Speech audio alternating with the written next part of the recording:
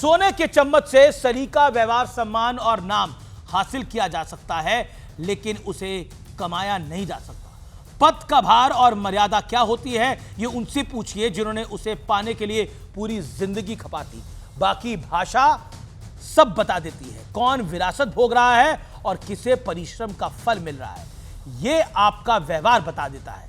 शशि थरूर, सलमान खुर्शीद, सुप्रिया सुले, कनिमोई, असदुद्दीन ओवैसी समेत ना जाने कितने विपक्षी नेताओं ने दुनिया के 33 देशों में जाकर भारत का पक्ष जानदार और शानदार तरीके से रखा। उनकी बातें इसलिए दुनिया को हैरान कर रही है क्योंकि विपक्षी होते हुए भी सब एक सुर में बोल रहे हैं। शशि थरूर और सलमान खुर्शीद कह रहे हैं कि भारत ने किसी के दबाव में सीजफायर नहीं किया, लेकिन देश में राहुल गांधी अपने ही नेताओं को लंगड़ा घोड़ा करार दे रहे हैं, नरेंद्र और सरेंडर वाले काफिए मिला रहे हैं।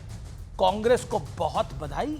पाकिस्तान में एक बार फिर राहुल गांधी के स्टेटमेंट को हाथों हाथ लिया गया है। एक तरफ टीम इंडिया दुनिया भर में घूम घूम कर धूम मचा रही है और भारत की बात रख रही है, भारत की शौर्य गाथा सुना रही है।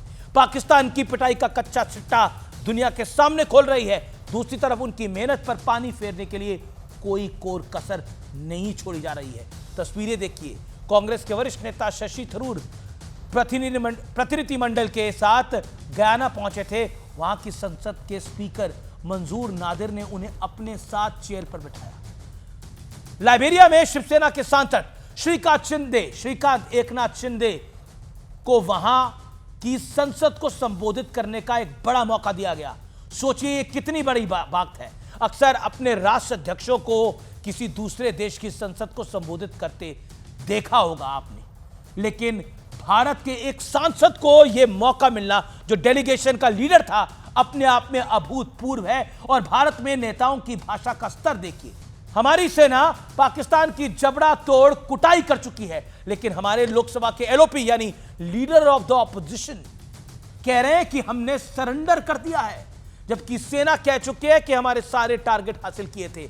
8 दिन का युद्ध हमने कुछ घंटों में समाप्त कर दिया और गिड़गिड़ाने के लिए पाकिस्तान को वापस आना पड़ा और यह ऑपरेशन का पॉज है।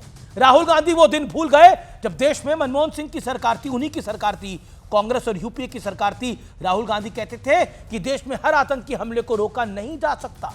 सुनिए उन्होंने उस दौर में क्या कहा था और फिर फैसला लीजिए सरेंडर किसे कहा जाता है और घर में घुस के मारने को क्या कहते हैं। आतंकी वारदात 100% रोकी नहीं जा सकती। It is very difficult to stop every single terrorist attack.